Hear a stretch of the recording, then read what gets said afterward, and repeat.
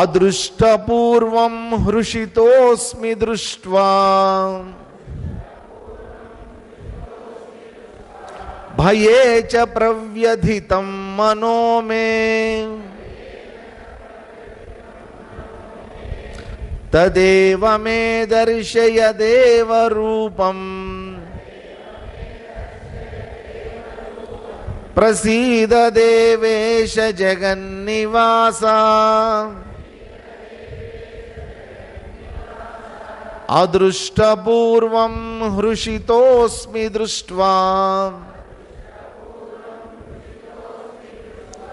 భయే చ ప్రవ్యధితం మనో మే భయేన చ ప్రవ్యధితం మనో మే తదేవ మే దర్శయ దేవరూపం ప్రసీద దేవేశ జగన్నివాస. పూర్వం అదృష్ట దృష్ట్వా హృషితః అస్మి. పూర్వం ఇంతకు ముందు ఎప్పుడు కూడా అదృష్టం చూడలేదు నేను. అదృష్టం అంటే ఏంటంటేనండి, ఇంతకు ముందు ఎప్పుడు కూడా చూడనటువంటిది, కని విని ఎరుగనటువంటిది అంటాను చూసారా, అది అదృష్టం. అదృష్టం నేను చూడలే ఇంతకు ముందు ఎప్పుడు. అలాంటి దాన్ని దృష్ట్వా చూసిన తర్వాత ఇప్పుడు హృషితః అస్మి, నేను చాలా సంతుష్టుడిని అయ్యాను. అంటే ఏంటంటే నేను కంటెంటెడ్గా ఉన్నా, నా మనసు పరిపూర్ణంగా నిండిపోయింది, ఇప్పుడు ఆనందంతో నిండిపోయింది అయ్యా ఆ రూపాన్ని చూసిన తర్వాత. భయేన మే మనః ప్రవ్యధితం చ, ఒక పక్కన ఆనందంగా ఉంది, మనసంతా కూడా ఆనందంతో నిండిపోయింది. మరో పక్క ఇంకొకటి ఏమిటి, భయం చేత కూడా నా మనసు నిండిపోయింది. ఆనందము కలుగుతోంది, భయము కలుగుతోంది. అంటే రకరకాలైనటువంటి ఎమోషన్స్కి లోనవుతున్నాడు అర్జునుడు. భయం వేస్తోంది, ఆనందం కలుగుతోంది, సంతోషం కలుగుతోంది, ఆశ్చర్యం కలుగుతోంది, రకరకాలైనటువంటి ఎమోషన్స్ అన్నమాట ఇవన్నీ. దేవా తత్ రూపం ఏవ మే దర్శయ, తత్ రూపం ఏవ, ఆ రూపాన్నే నాకు మళ్ళా చూపించవయ్యా. ఏ రూపాన్ని? ఇంతకుముందు నీ రూపం ఉంది చూసావా, ఈ విశ్వరూపాన్ని చూపించక ముందు నువ్వు ఏ రూపంలో అయితే ఉన్నావో తత్ రూపం, ఆ రూపాన్ని నాకు మళ్ళా చూపించవయ్యా. దేవేశ జగన్నివాస ప్రసీద, ఓ దేవాది దేవ జగన్నివాస ప్రసీద, ప్రసన్నుడు అవయ్యా. అంటే ఇంకా శ్రీకృష్ణ పరమాత్మ విశ్వరూపంలోనే ఉన్నాడు, అర్జునుడు ఇంకా శరణు వేడేటటువంటి స్థితిలోనే ఉన్నాడు. ఇప్పుడు ఏమని శరణు వేడుతున్నాడు? మొట్టమొదట అడిగిందేంటి? అయ్యా నీ యొక్క విశ్వరూపాన్ని చూడాలనుంది, చూపించు అని అడిగాడు. చూపిస్తాను, ఇదిగో నీకు దివ్య దృష్టిని ప్రసాదిస్తా అన్నాడు.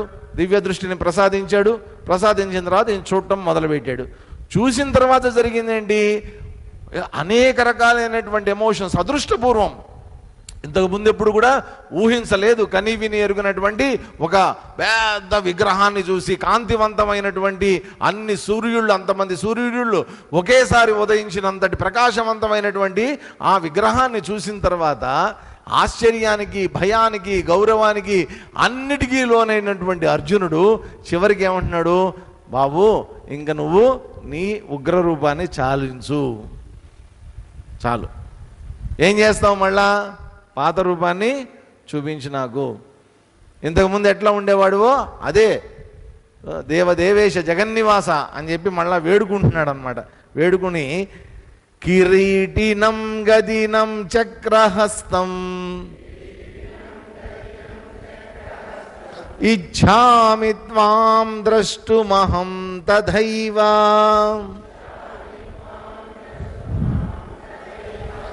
తేనైవ రూపేణ చతుర్భుజేన సహస్రబాహో భవ విశ్వమూర్తే కిరీటినం గదినం చక్రహస్తం ఇచ్ఛామి త్వాం ద్రష్టుమహం తథైవ తేనైవ రూపేణ చతుర్భుజేన సహస్రబాహో భవ విశ్వమూర్తే. సహస్రబాహో, ఇంతకుముందంతా ఎన్ని అనేక బాహూదర వక్తర నేత్రం ఇలాంటివన్నీ చదివాడు. ఇప్పుడేమంటాడు? సహస్రబాహో, 1000 చేతులు కలిగినటువంటి వాడా, విశ్వమూర్తే, విశ్వమంతా ఉన్నటువంటి ఓ దివ్యమంగళ విగ్రహమా, కిరీటినం గదినం చక్రహస్తం చత్వాం తథా ఏవ ద్రష్టం అహం ఇచ్చామి. నిన్ను అలాగే చూడాలనుకుంటున్నా. ఎలాంటి రూపంలో చూడాలనుకుంటున్నా నేను నిన్ను?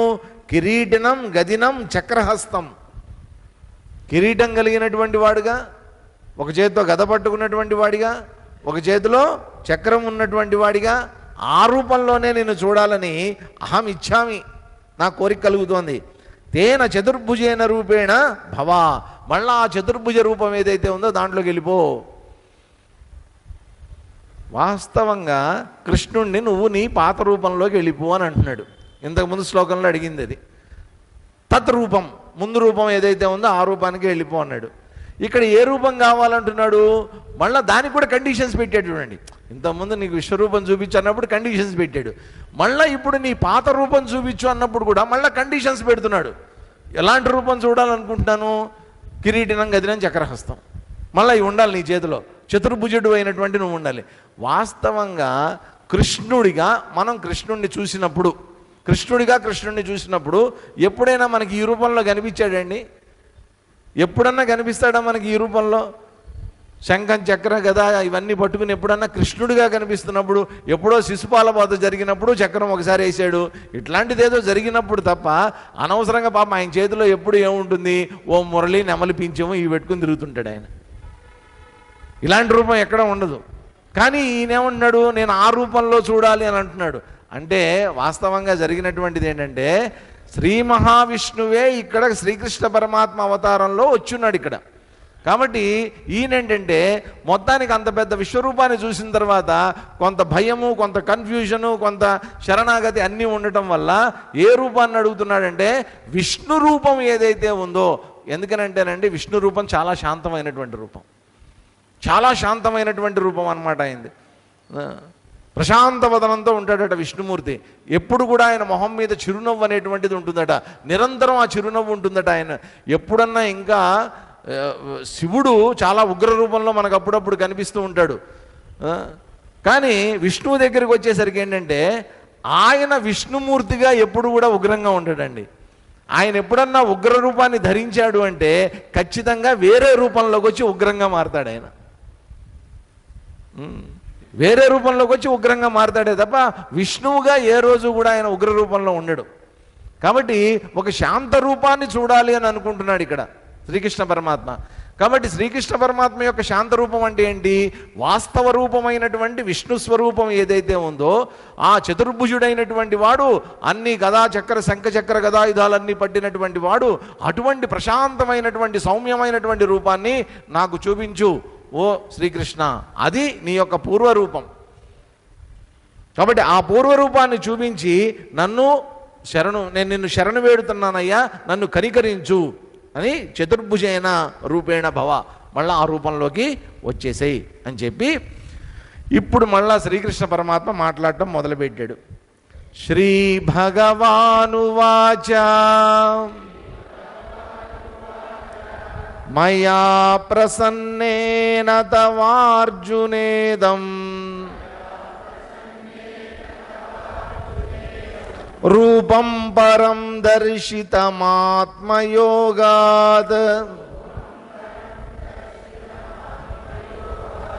తేజోమయం విశ్వమనంతమాద్యం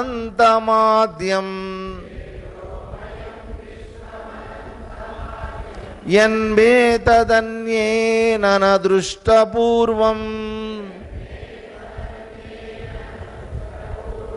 శ్రీ భగవానువాచ మయా ప్రసన్నేన తవార్జునేదం రూపం పరం దర్శితమాత్మయోగాత్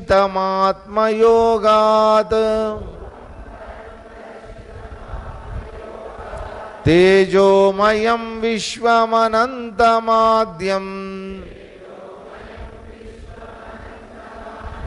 యన్మే త్వదన్యేన న దృష్టపూర్వం.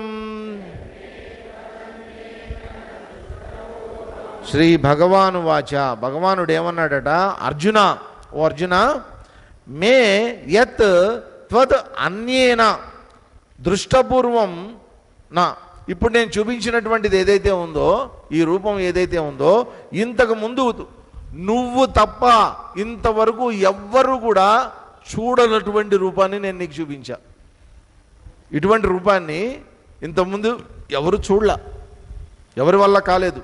మొట్టమొదటిసారి నీకే నేను చూపిస్తున్నా. తేజోమయం, తేజస్సుతో నిండినటువంటిది, విశ్వం అనంతం ఆద్యం ఇదం పరం రూపం. ఎలాంటిదయ్యా ఈ రూపం? విశ్వం, విశ్వమంతా వ్యాపించి ఉన్నటువంటిది, అనంతం అంతులేనటువంటిది, ఆద్యం సృష్టి మొదటి నుంచి ఉన్నటువంటిది, ఇదం పరం రూపం. ఈ పరమమైనటువంటి విశ్వరూపం ఏదైతే ఉందో, ఆత్మయోగాత్ ప్రసన్నేన మయా తవ దర్శితం. ఆత్మయోగం చేత ప్రసన్నుడినైనటువంటి నేను తవ దర్శితం, నీ కోసం చూపిస్తున్నా. ఇదంతా ఏంటంటే శ్రీకృష్ణ పరమాత్మ తన యొక్క ఆత్మయోగం. ఇదంతా నా ఆత్మయోగం చేత నేను ప్రసన్నున్నయి. ఎందుకనంటేనండి, శ్రీకృష్ణ పరమాత్మ వచ్చినటువంటి టాస్క్ వేరు, ఆయన యొక్క బాధ్యత వేరు. ఇక్కడ ఆయన శ్రీకృష్ణ పరమాత్మగా వచ్చాడు, శ్రీ మహావిష్ణువే శ్రీకృష్ణ పరమాత్మగా వచ్చాడు. ఆయన ఉద్దేశం ఏంటి? ఇక్కడ ఆయన ఉన్నంతకాలం ఇక్కడ కౌరవుల్ని సంహరించి పాండవుల్ని కాపాడి ధర్మ ప్రతిష్టాపన అనేటువంటిది చేయడం అనేటువంటిది ఆయన బాధ్యత. అంతకుమించి వేరే బాధ్యత ఏం లేదు ఆయనకి. అంతకుమించి ఏం పెట్టుకోలే, పెద్ద రెస్పాన్సిబిలిటీస్ ఏం పెట్టుకోలే. వచ్చాడు, అవకాశాలన్నీ సద్వినియోగం చేసుకుంటూ వచ్చాడు. ఎన్ని అవకాశాలు దొరికితే అన్ని అవకాశాలని సద్వినియోగం చేసుకున్నాడు ఆయన. సద్వినియోగం చేసుకుని పాండవ పక్షంలోకి వచ్చాడు. పాండవ పక్షంలో నిలబడి తను చెయ్యాలనుకున్నటువంటి ధర్మ ప్రతిష్టాపన ఏదైతే ఉందో దాన్ని చేయడానికి చేసేటటువంటి ప్రయత్నంలో ఉన్నాడు ఆయన కదా. ఈ ప్రయత్నంలో పొరపాటును కూడా ఏ రోజు కూడా తన్ని తానుగా తన ఒక స్వార్థం కోసం అని చెప్పి ఇటు పాండవుల్ని కానీ అటు కౌరవుల్ని కానీ లేకపోతే ఈ ప్రపంచాన్ని కానీ దేశాన్ని కానీ ఏ రోజు ఉపయోగించుకోలే. తన శక్తినంతా కూడా ధర్మ ప్రతిష్టాపనకే ధారపోసినటువంటి వాడు శ్రీకృష్ణ పరమాత్మ. ఎన్ని కష్టాలను ఎదుర్కొన్నా కానీ, చిన్నప్పటి నుంచి, యుక్త వయసులో ఉన్నప్పటి నుంచి, టీనేజ్లో ఉన్నప్పటి నుంచి, ఇటు పాండవ పక్షంలోకి వచ్చినప్పటి నుంచి, ద్వారకాపట్టణం నిర్మించిన తర్వాత కూడా అనేక కష్టాలను ఎదుర్కొన్నాడు ఈయన. అనేక కష్టాలని, ఇన్ని కష్టాలు ఎదుర్కొంటూ కేవలం తన జీవితం అంతా కూడా ఒక కర్మయోగంగా ముందుకు తీసుకెళ్తూ వచ్చాడు. నిమిత్తంగా ఉన్నాడు. తను చేయాల్సినటువంటి బాధ్యత తప్ప వేరేది ఏదీ లేదు ఆయనకి. చేసుకుంటూ పోయాడు, తనకు తెలిసినట్టుదంతా చేసుకుంటూ పోయాడు అనమాట. ఇలా చేసేటటువంటి ప్రక్రియలో ఏమవుతుందంటే, ఇక్కడ పాండవుల పక్షంలో ఉన్నాడు కాబట్టి, అర్జునుడి యొక్క రథసారథిగా ఉన్నాడు కాబట్టి, అర్జునుడు శ్రీకృష్ణ పరమాత్మని ఒక భగవంతుడిగా గుర్తించాడు కాబట్టి ఇప్పుడు తన యొక్క విశ్వరూపాన్ని అడిగాడు, చూపించమన్నాడు. ఎందుకని? గత 9 అధ్యాయాలుగా, 1వ అధ్యాయం కనుక తీసేస్తే 9 అధ్యాయాలుగా శ్రీకృష్ణ పరమాత్మ చేస్తున్నటువంటిదంతా ఏంటి? అర్జునుణ్ణి మానసికంగా ఎదగడానికి చేస్తున్నటువంటి ప్రయత్నం ఇదంతా. ఈ భగవద్గీత బోధ అంతా కూడా 2వ అధ్యాయం నుంచి సాగుతున్నటువంటి భగవద్గీత బోధ అంతా కూడా మానసికంగా కుంగిపోయినటువంటి అర్జునుణ్ణి మానసికంగా ఉద్ధరించడానికి చేస్తున్నటువంటి ప్రయత్నం ఇది. కాబట్టి ఆ ప్రయత్నంలో భాగంగా యోగం గురించి చెప్పాడు కదా, ధ్యానం గురించి చెప్పాడు, కర్మయోగం గురించి చెప్పాడు, అనేక విషయాల్ని, అనేక వేదాంత విషయాల్ని, వైదికమైనటువంటి విషయాల్ని ఇవన్నీ చెప్పుకుంటూ వస్తున్నాడు. ఇదంతా ఎందువల్ల చెప్పాల్సి వస్తుంది? ఎక్కడ నిలబడి చెప్తున్నాడయ్యా ఆయన? ఇదంతా కూడా తన యొక్క ఆత్మయోగం. తనని తాను ఒక యోగంలో నిలబడి శ్రీకృష్ణుడుగా, ఒక శ్రీకృష్ణ పరమాత్మ అనేటువంటి ఒక యోగాన్ని ఆయన ఆచరిస్తూ, ఆ శ్రీకృష్ణ పరమాత్మ యొక్క అవతారం ఏదైతే ఉందో ఆ అవతారాన్నే ఒక యోగం కింద మార్చుకుని ఆ ఆత్మయోగంలో నిలబడి చెప్తున్నాడు. కాబట్టి ఆత్మయోగంలో ఉన్నటువంటి శ్రీకృష్ణ పరమాత్మ ఎవరి చేత ప్రసన్నుడయ్యాడు? ఈయన అర్జునుడి యొక్క శరణాగతి వల్ల ప్రసన్నుడయ్యాడు, అర్జునుడి యొక్క భక్తి వల్ల ప్రసన్నుడయ్యాడు. అర్జునుడి యొక్క జ్ఞానం వల్ల కానీ, అర్జునుడి యొక్క పరాక్రమం వల్ల కానీ, అర్జునుడి యొక్క శౌర్యం వల్ల కానీ ఈయన ప్రసన్నం కాలేదండి. అర్జునుడి యొక్క శరణాగతి వల్ల ప్రసన్నమయ్యాడు. కాబట్టి చివరికి మొత్తం 10వ అధ్యాయం అంతా విన్న తర్వాత, విభూతి యోగం అంతా విన్న తర్వాత, ఆ విభూతులన్నీ ఏవైతే ఉన్నాయో, ఒక్కొక్కటి చెప్పినటువంటివి అన్నీ ఏవైతే ఉన్నాయో, ఇవన్నీ కలిపి నాకు ఒక రూపంలో చూపించవయ్యా అని అడిగితే తప్ప చూపించలా శ్రీకృష్ణ పరమాత్మ. ఆ విభూతులన్నింటినీ కలిపి ఒకేలాగా ఇంత పెద్ద విశ్వరూపాన్ని చూపించాడు. అయితే ఇక్కడ ఏమంటున్నాడు ఒక మాట శ్రీకృష్ణ పరమాత్మ, ఇంతకుముందు అదృష్టం, ఇంతకుముందు ఎవ్వరూ కూడా చూడలేకపోయారు, నువ్వు చూడగలిగావు అంటే దానికి అర్థం ఏంటంటే నీకు అర్హత ఉంది, దీన్ని చూడదగినటువంటి అర్హత ఉంది, చూపించాల్సినటువంటి అవసరం నాకుంది, చూడదగినటువంటి అర్హత కూడా నీకుంది. కాబట్టి రెండూ ఉండాలండి ఎప్పుడు కూడా. భగవంతుణ్ణి మనం ఆరాధించాలి అంటే, భగవంతుణ్ణి మనం ప్రసన్నం చేసుకోవాలి అంటే, మనం ప్రసన్నుడు అవ్వడానికి నిజంగా భగవంతుడు మన ద్వారా ప్రసన్నుడు అవ్వడానికి మనం చేసేటటువంటి ప్రార్థనలు, మనం చేసేటటువంటి పూజలు, మనం చేసేటటువంటి ఉపవాసాలు, ఉపాసనలు, ఇవన్నీ అందుకోవడానికి భగవంతుడికి మనం ఎంత భక్తితో చేస్తున్నాం అనేటువంటి దాంట్లో అసలు నాకు అర్హత ఉందా అనేటువంటిది నా వైపు నుంచి నేను చూడాలి. మొట్టమొదట భగవంతుడు ప్రసన్నం అవుతున్నాడా లేదా అనేది పక్కన పెట్టండి, భగవంతుడు ప్రసన్నం అవడానికి కావాల్సినటువంటి అర్హత నా లోపల ఉందా? ఆ శరణాగతి, ఆ భక్తి, ఇదంతా నా లోపల ఉందా? ఇక్కడ శ్రీకృష్ణ పరమాత్మ స్వయంగా డిక్లేర్ చేశాడు అర్జునుడి విషయంలో, నీకు ఆ అర్హత ఉంది కాబట్టే ఇంతకు ముందు ఎవరూ చూడనటువంటి దాన్ని నేను నీకు చూపించాను. కాబట్టి మనం సంపాదించాల్సింది ఏంటండి? భగవంతుని దర్శించడానికి అర్హత కావాలి. ఈ అర్హతనే వేదాంతంలో అధికారి లక్షణాలు అంటారనమాట. అర్హత సంపాదించాలి. ఇంటర్మీడియట్ చదవడానికి ఎవడండి అర్హుడు? 10th క్లాస్ పాస్ అవ్వాలి. బీటెక్ చదవడానికి ఎవడు అర్హుడు? ఎంసెట్లో ర్యాంక్ వచ్చినోడు. ఎంఎస్సి చదవాలంటే బీఎస్సీ పాస్ అయి ఉండాలి కదా. కాబట్టి ఉత్తమమైనది నేను పొందాలి అని అనుకున్నప్పుడు అల్పమైనటువంటి దాన్ని నేను పూర్తి చేసి నా అర్హతని నేను ప్రూవ్ చేసుకోవాలి. భగవంతుడి దగ్గర కూడా నా అర్హతని నేను ప్రూవ్ చేసుకోవాలి. అంతే తప్ప దా కనిపించు, దా నీకు పూజ చేశాను కదా ఇవాళ, దా నీకు భజన చేశాను కదా, దా దా కనిపించు. అదేదో సినిమాలో బ్రహ్మానందం లాగా ఇట్లా అట్లా ఏం కనిపించడండి ఆయన. నీకు అర్హత ఉందా లేదా? కాబట్టి మనం చేసే ప్రతి ప్రయత్నము అండి, మీరు ఎన్ని రకాల ప్రయత్నాలన్నా చేయండి, మీరు తిరుపతి వెళ్ళండి, కాశీ వెళ్ళండి, శ్రీశైలం వెళ్ళండి, చారధామ యాత్రలు చేయండి, ఏమన్నా అర్హత ఉందా లేదా? అర్హత సంపాదించారా లేదా? ఆ అర్హతే శరణాగతి. ఇది ఆయన కోరుకుంటున్నాడు. నీకు అర్హత ఉంది కాబట్టే ఇంతకుముందు ఎవరికి నేను చూపించినటువంటి దాన్ని, నా ఆత్మయోగం అనేటువంటిది నాకు ఒకటి ఉంది కాబట్టి నేను ప్రసన్నున్నయ్యి నీ పట్ల నేను నా ఫ్రెండ్ లాగానో లేకపోతే నువ్వంటే ఇష్టం అనేటువంటిది పెరిగో నేను నీకు చూపించానయ్యా. కాబట్టి ఎంత అదృష్టవంతుడండి అర్జునుడు ఇక్కడ. అది కూడా ఎటువంటి పరిస్థితుల్లో చూడండి, మామూలు సాదాసీదా పరిస్థితులు కాదు. ఎక్కడో ఒక ఆశ్రమంలోనో, సముద్ర తీరంలోనో, నదీ తీరంలోనో, దండకారణ్యంలోనో, హిమాలయాల్లోనో అటువంటి చోట కాదు. ఎక్కడ జరుగుతోంది ఇదంతా? ఈ ప్రస్తావన అంతా ఎక్కడ జరుగుతోంది? మహాభారత మహాసంగ్రామంలో జరుగుతున్నటువంటి వ్యవహారం ఇదంతా. అంతటి మహాసంగ్రామంలో శ్రీకృష్ణ పరమాత్మ ఎవరికీ కనిపించకుండా 18 అక్షౌహిణుల సైన్యానికి కానీ, అటుపక్క ధృతరాష్ట్ర పుత్రులకు కానీ, ఇటువంటి పాండవుల్లో ఉన్నటువంటి మహాయోధులకు కానీ ఎవ్వరికీ దొరకనటువంటి అదృష్టం ఆయనకి దొరికింది. చక్కగా అర్జునుడికి చూపించాడు అని చెప్పి తర్వాత నేను చూపించానయ్యా అని స్వయంగా శ్రీకృష్ణ పరమాత్మే చెప్తున్నాడు అనమాట. ఇది ఎలాంటి రూపం అంటే ఈ రూపం యొక్క ఔన్నత్యాన్ని ఇక్కడ చెప్తున్నాడు. నవేద యజ్ఞాద్యయనైర్నదానైః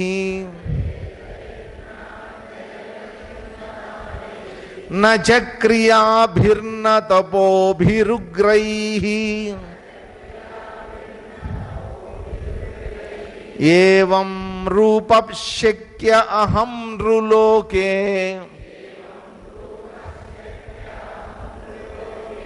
ద్రష్టుం త్వదన్యేన కురు ప్రవీరా న వేద యజ్ఞాధ్యయనైర్నదానైః న చక్రియాభిర్న తపోభిరుగ్రైః ఏవం రూపశక్య అహం నృలోకే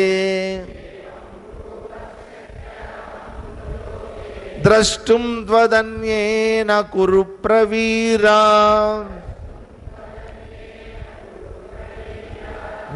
కురుప్రవీర, కురువంశంలో వీరుడైనటువంటి వాడా, గొప్పవాడా.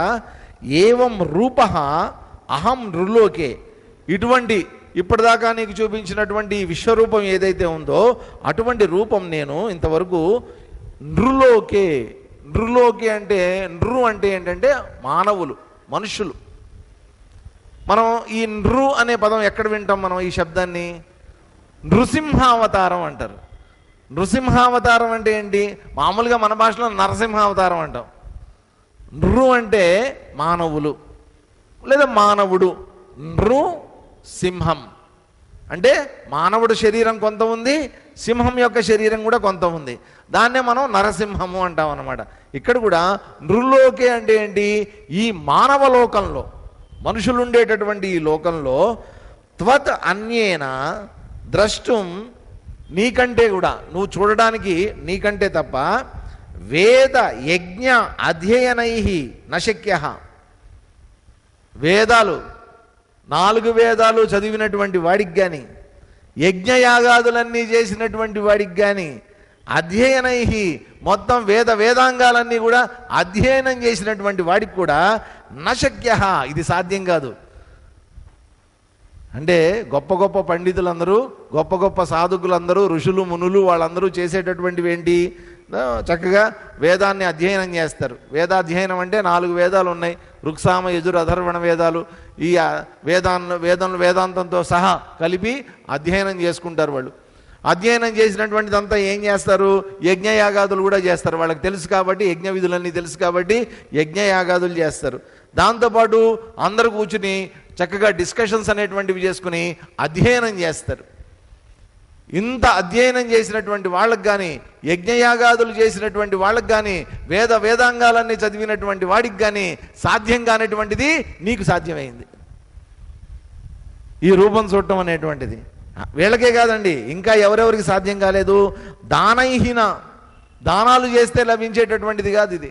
దాన ధర్మాలు చేసినటువంటి వాడికి, క్రియావిహీన, పుణ్యకర్మలు చేసినటువంటి వాడికి కూడా ఈ రూపం చూడటం అనేటువంటిది కుదరదు, అసాధ్యం.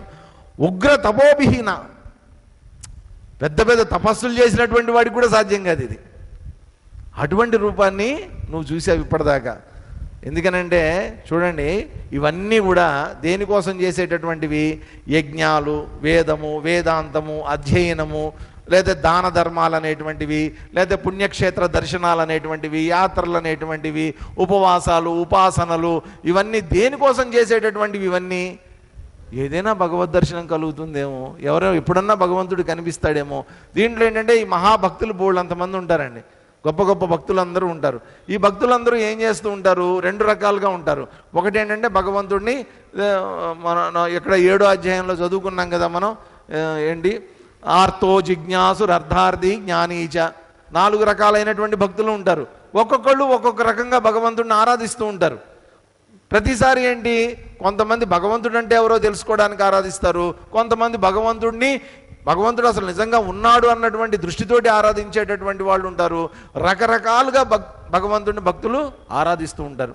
దానికోసం ఏమేం రకాల కార్యక్రమాలు చేస్తూ ఉంటారు? ఇగో ఇక్కడ చెప్పినటువంటివన్నీ, యజ్ఞయాగాదులు చేస్తూ ఉండొచ్చు, తపస్సులు చేస్తూ ఉండొచ్చు, వేదాంతాలని చదువుతూ ఉండొచ్చు, అధ్యయనం చేస్తూ ఉండొచ్చు, ఉగ్ర తపస్సులు చేస్తూ ఉండొచ్చు. ఉగ్రమైనటువంటి తపస్సులు అంటే మామూలు తపస్సులు కాదండి. ఉగ్ర తపస్సులు అంటే ఏంటి? పంచాగ్నుల మధ్యలో కూర్చుని చేసేటటువంటి తపస్సులు, ఒంటి కాలి మీద నిలబడి చేసేటటువంటి తపస్సులు, చెట్టుకు వేలాడుతూ చేసేటటువంటి తపస్సులు, సంవత్సరానికి ఒకసారి ఒక గ్లాసు నీళ్లు తాగి చేసేటటువంటి తపస్సులు, ఉగ్ర తపస్సులు అవన్నీ కూడా. అటువంటి తపస్సులన్నీ కూడా దేనికోసం చేస్తారయ్యా? ఇవన్నీ నేను ఎక్కడన్నా నా దర్శనం దొరుకుతుందేమో, నన్ను చూడగలుగుతారేమో అనేటువంటి ఉద్దేశంతో చేస్తారు ఇవన్నీ. వాళ్ళందరికీ సాధ్యం కానటువంటిది నీకు సాధ్యమైంది. విచిత్రం ఏంటంటే అర్జునుడు ఇవన్నీ ఏవీ చేయలే. గమనించండి మీరు, మహాభారతంలో అర్జునుడు వేదాలు చదివినట్టు ఎక్కడా రుజువు లేదు, యజ్ఞయాగాదులు చేసినట్టు ఎక్కడా లేదు, ఏమీ లేదు. తపస్సులు చేసినట్టు ఏమీ లేదు. ఏదో ఆయుధాల కోసం ఒకటి రెండు తపస్సులు చేశాడే తప్ప భగవంతుడి దర్శనం కోసం అని చెప్పి, భగవంతుడిని ప్రసన్నం చేసుకోవడానికి కోసం అని చెప్పి ఏ రోజు ఆయన తపస్సులు చేసినటువంటిది లేదు. శాస్త్రాధ్యయనం చేసినట్టు లేదు, గురువుని ఆశ్రయించినటువంటిది లేదు, ఎవ్వరికి ఏం చేసినటువంటిది లేదు. అయినా సరే ఇంతకుముందు ఎవరు చూడనటువంటిది నీ చేత శక్య, నీ చేత సాధ్యమైంది. అది వీళ్ళెవరికీ సాధ్యం కానటువంటిది నీకు సాధ్యమైంది. ఇవన్నీ చేసినా కూడా సాధ్యం కానటువంటిది నీకు సాధ్యమైంది. అంటే ఇక్కడ భగవంతుడు ఏం చూశాడండి? కేవలం శ్రద్ధ, కేవలం నమ్మకం. భగవంతుడు అనేవాడు ముందున్నాడు, ఆయన నడిపిస్తున్నాడు. భగవంతుడు తప్ప వేరే ఏమీ లేదు ఈ ప్రపంచంలో, అంతా భగవంతుడి యొక్క చైతన్యమే అనేటువంటి ఒక నమ్మకం ఏదైతే ఉందో ఆ నమ్మకమే నడిపిస్తోంది అర్జునుడిని ఇప్పటిదాకా. ఆ నమ్మకం తప్ప వేరే ఏం లేదండి. కాబట్టి మనం కూడా ఏంటంటే భగవంతుడిని, ఈ అర్జునుడికి ఉన్నటువంటి నమ్మకం ఏదైతే ఉందో ఆ నమ్మకం ఒకటే, నన్ను రక్షిస్తాడు. ఇప్పుడు అప్పుడప్పుడు నాకు ఆశ్చర్యం వేస్తుంది, చిన్నపిల్లలు, చాలా చిన్న చిన్న పిల్లలు, 1 సంవత్సరము, లైట్ వెయిట్ ఉంటారు, అప్పుడు పెద్ద బరువు ఉండరు. ఆ బరువు ఉండని సమయంలో తండ్రులు ఏం చేస్తారంటే కొంచెం బలంగా ఉంటారు కాబట్టి పైకి ఇట్లా ఎగరేస్తారు. చాలామంది పైకి ఎగరేసి పట్టుకుంటారు. ఆ ఎగరేసి పట్టుకున్నప్పుడు ఆ పిల్లోడు నవ్వుతాడు. ఎందుకు నవ్వుతాడు చెప్పండి? వాడికి ఉండే ధైర్యం ఏంటి చెప్పండి? నా తండ్రి నన్ను పట్టుకుంటాడు అనేటువంటి ధైర్యం వాడికి. వాడు ఎన్నిసార్లు ఎగరేసినా ఇంకా ఎగరయ్య అన్నట్టుంటాడు వాడు. నా తండ్రి నన్ను పట్టుకుంటాడు, కింద పడేయుడు అనేటువంటి ఒక నమ్మకం, ఒక భక్తి, ఒక శ్రద్ధ తనకి తెలియకుండానే ఉంటుంది. నా తండ్రి నన్ను పట్టుకుంటాడు ఖచ్చితంగా. కాబట్టి అర్జునుడు కూడా ఏంటంటే ఈ పరమాత్మ నన్ను రక్షిస్తాడు, నన్ను చూసుకుంటాడు, నన్ను కాపాడుతాడు అనేటువంటి ఆ చిన్న పిల్లాడికి ఉండేటటువంటి భక్తి అన్నమాట ఇది. ఆ నమ్మకం, ఆ నమ్మకాన్ని చూశాడు అంతే. ఆ నమ్మకాన్ని చూడంగానే అడగంగానే వరం ఇచ్చేశాడు. చూడండి, చూపించు అని అడగంగానే యుద్ధరంగంలో అంత పెద్ద విశ్వరూపాన్ని ప్రదర్శించాడు అర్జునుడు ఒక్కడి కోసం.